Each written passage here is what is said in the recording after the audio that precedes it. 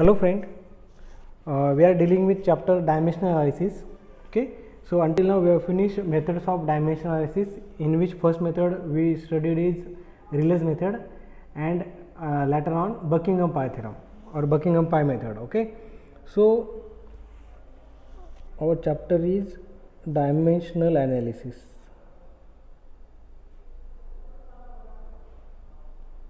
Okay ये dimension analysis क्या है मैं आपको फिर से आज रिवाइज करूँगा और उसके बाद में मॉडल एनालिसिस पढ़ाऊँगा। तो सपोज हमें एक कार डिज़ाइन करनी है।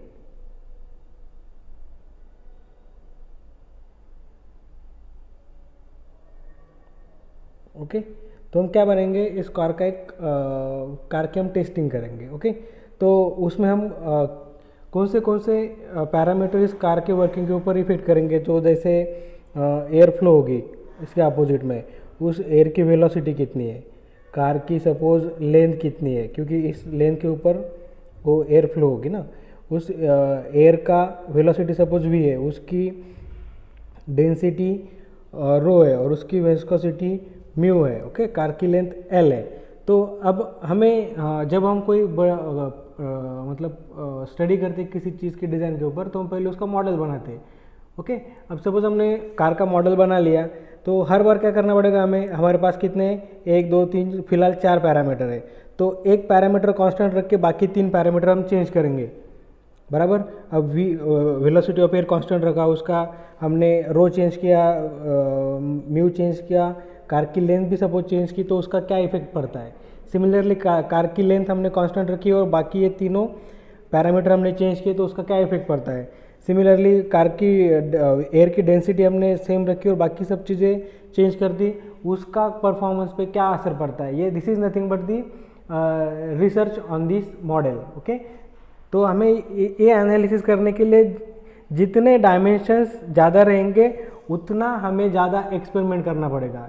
एक्सपेरिमेंट कौन सा, जैसे एल को कांस्टेंट रखा बाकी चेंज किए, वी को कांस्टेंट रखा बाकी चेंज किए, तो चेंज करने के बाद उनका उसके ऊपर क्या इफेक्ट गिरता है, इसका हम स्टडी करने वाले। तो जितने ज़्यादा पैरामीटर इन्वॉल्व रहेंगे स्टडी में, उतना टाइम ज़्यादा लगेगा एक्सपेरिमेंट करने में। ओके और जितना ज़्यादा टाइम एक्सपेरिमेंट करने में जाएगा उतना ही उसकी कॉस्ट बढ़ेगी बराबर। तो हमें एनी हाउ उसकी कॉस्ट कम करनी है। कॉस्ट कैसे कम कर सकते हैं हमें सिर्फ एक्सपेरिमेंट की टाइम कम करना है। एक्सपेरिमेंट का टाइम कब कम कर सकते हैं हम, जब हमारे पास कम पैरामीटर है। अब पैरामीटर तो हम रिमूव नहीं कर सकते बराबर है ना, तो इसीलिए डायमेंशनल एनालिसिस है। अगर हम आपके पास 20 पैरामीटर है, तो आप उन पैरामीटर को सपोज 5 ग्रुप्स में हमने उनको एडजस्ट कर लिया, तो हमारे पास सिर्फ 5 ही होंगे बराबर। अब फॉर एग्जांपल इसी केस में देखेंगे हम रो वी एल बाय म्यू, तो हमारे पास एक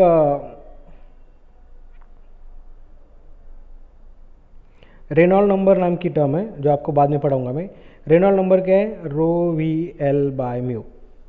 ओके ये चारों पैरामीटर इसमें, मतलब हम इसको सिर्फ रेनॉल्ड नंबर से ही रिप्लेस करेंगे। अब हम सिर्फ रेनॉल्ड नंबर चेंज करेंगे और एक्सपेरिमेंट करेंगे, तो इन 4 के कंपैरिजन में रेनॉल्ड नंबर के एक्सपेरिमेंट को कम टाइम लगेगा। मतलब हमें सिर्फ एक ही पैरामीटर कम करना है, चेंज करना है, और वो है रेनॉल्ड नंबर बराबर।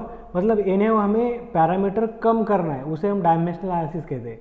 पैरामीटर मतलब हम एक स्पेसिफिक पैरामीटर के ग्रुप को अलग बनाएंगे, वो ग्रुप जैसा चेंज होगा उसका परफॉर्मेंस हम चेंज करेंगे। जैसे हमारे पास अभी वी, रो, म्यू और एल था, वो चारों को चेंज करने के लिए ज़्यादा टाइम लग रहा था, तो हमने उसको रेनॉल्ड नंबर बना लिया। अब सिर्फ हमें रेनॉल्ड नंबर चेंज करना है, मतलब हमारे 4 के बजाय सिर्फ एक ही एक्सपेरिमेंट होगा। इस तरह से हमने नंबर ऑफ एक्सपेरिमेंट कम कर लिए, तो टाइम ऑफ एक्सपेरिमेंट भी कम हो गया और उसकी कॉस्ट भी कम हो गई। तो इसी को कहते हैं डायमेंशनल एनालिसिस। समझ में आ गया। सपोज आपके पास अभी सपोज दूसरा भी एग्जांपल ले सकते हैं, अपने पास शिप है पानी में, शिप का भी एग्जांपल ले सकते हैं। तो इसमें अगर 25 पैरामीटर इन्वॉल्व है अलग अलग, तो हमें 25 पैरामीटर कांस्टेंट रख के बाकी पैरामीटर को चेंज करके एक्सपेरिमेंट लेना पड़ेगा, तो उसमें बहुत टाइम जाएगा बराबर।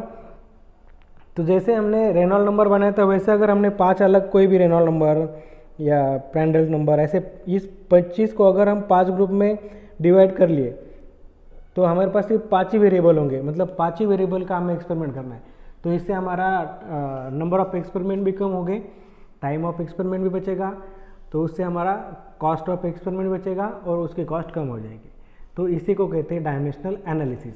और ये जो पैरामीटर्स को कम करना है, मतलब एक ग्रुप में फॉर्म करना है, तो उसके हमारे पास दो मेथड थी, रिलेज मेथड और बकिंघम पाई थ्योरम। तो रिलेज मेथड हमारे 3 पैरामीटर तक चलती है, जैसे पैरामीटर बढ़ेंगे वो कॉम्प्लिकेटेड हो जाती है, तो जितने ज़्यादा पैरामीटर उतना हम बकिंघम पाई थ्योरम यूज़ करते हैं कि ताकि हम उनको एक ग्रुप में बना सके। ओके, सो ये था डायमेंशनल एनालिसिस।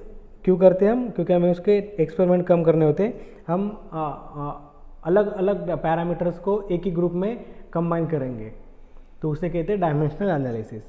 तो जो हम अब अभी हमने देखा मॉडल एनालिसिस। मॉडल एनालिसिस क्या था कि हम एक छोटा सा प्रोटोटाइप बनाते हैं। जैसे हमें अगर फॉर एग्जांपल हमें शिप डिज़ाइन कर रहे हैं, तो हम शिप का छोटा सा मॉडल प्रोटोटाइप बनाएंगे। ओके, और जो भी एक्सपेरिमेंट है हम उस प्रोटोटाइप के ऊपर करेंगे। ओके, लेकिन ये कब कर सकते हो ये एनालिसिस, मॉडल एनालिसिस? जब ये प्रोटोटाइप अपने बड़े बिग साइज, मतलब जो अपना एक्चुअल साइज का शिप है उसके साथ वो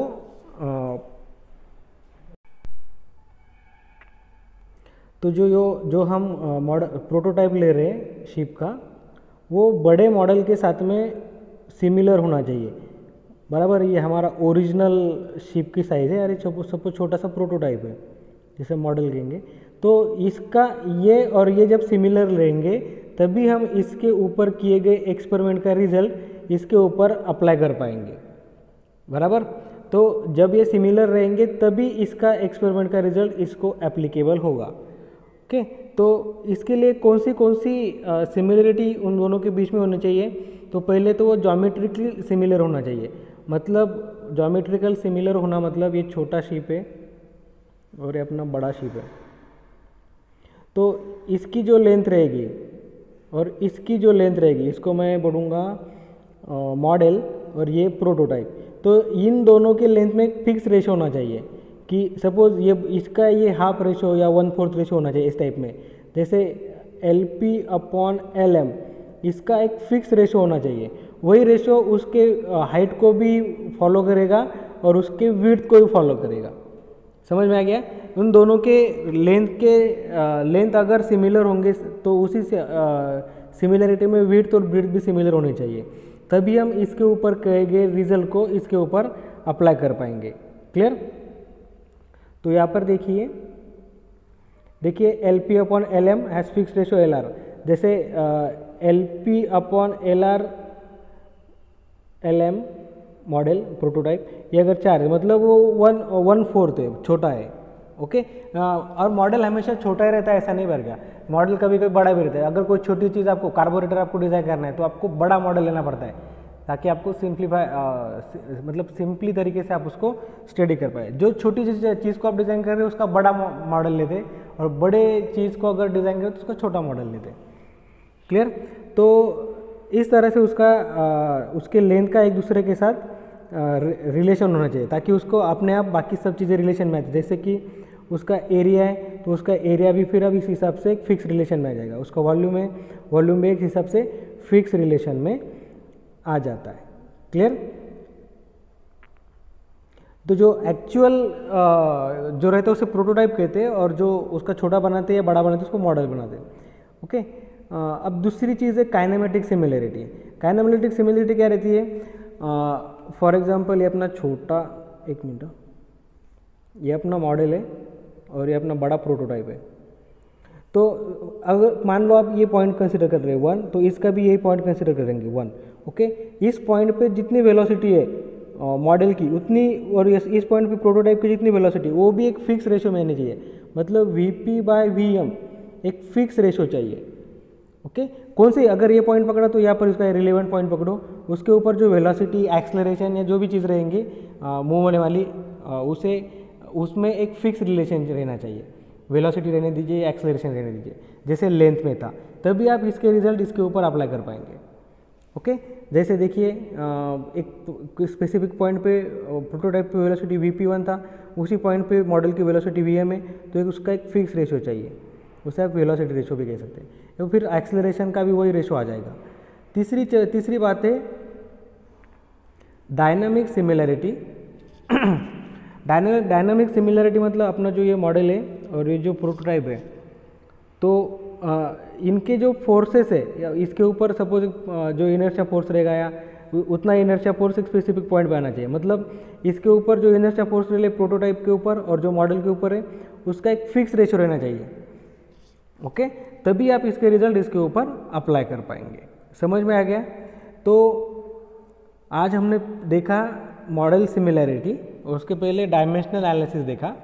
तो डायमेंशनल एनालिसिस क्यों करते हैं आपको पता चल गया, क्योंकि हमें नंबर ऑफ पैरामीटर कम करने होते हैं। नंबर ऑफ पैरामीटर हमें कम क्यों करने होते हैं?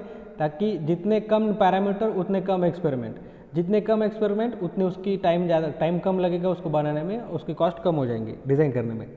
ओके और मॉडल एनालिसिस के लिए एक जो अपना एक्चुअल साइज का स्ट्रक्चर रहता है उसे प्रोटोटाइप कहते हैं, और उसका जो हम स्टडी के लिए बनाएंगे मॉडल उसे मॉडल कहते हैं। अब इसका मैंने आपको एक शिप का एग्जांपल दिया, तो आप एरोप्लेन भी देख सकते हैं। अगर आपको एरोप्लेन डिज़ाइन करना है तो आप छोटा सा एरोप्लेन लेंगे। इसका और एक यूज़ है, अगर आपको डैम बनाना है बड़ा, तो एक छोटा टेबल साइज जितना डैम बनाते, उसके जो रिजल्ट है वो बड़े डैम के ऊपर अप्लाई होते हैं।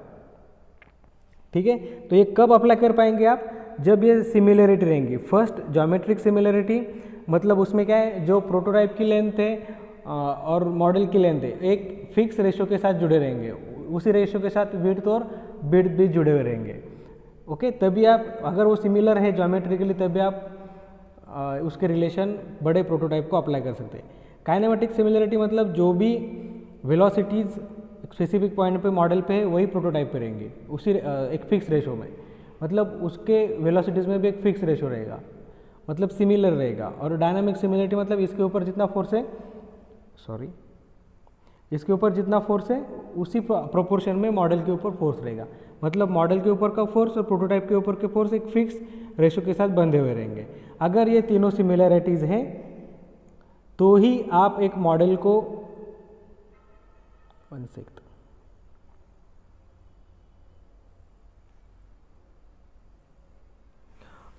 ये अपना शिप और ये बड़ा वाला एक्चुअल वाला, अगर ये ज्योमेट्रिक, काइनेमेटिक और डायनामिक सिमिलरिटी है इन दोनों के बीच में, तभी आप इस छोटे मॉडल पे किए गए एक्सपेरिमेंट का रिजल्ट इसके ऊपर अप्लाई कर पाओगे।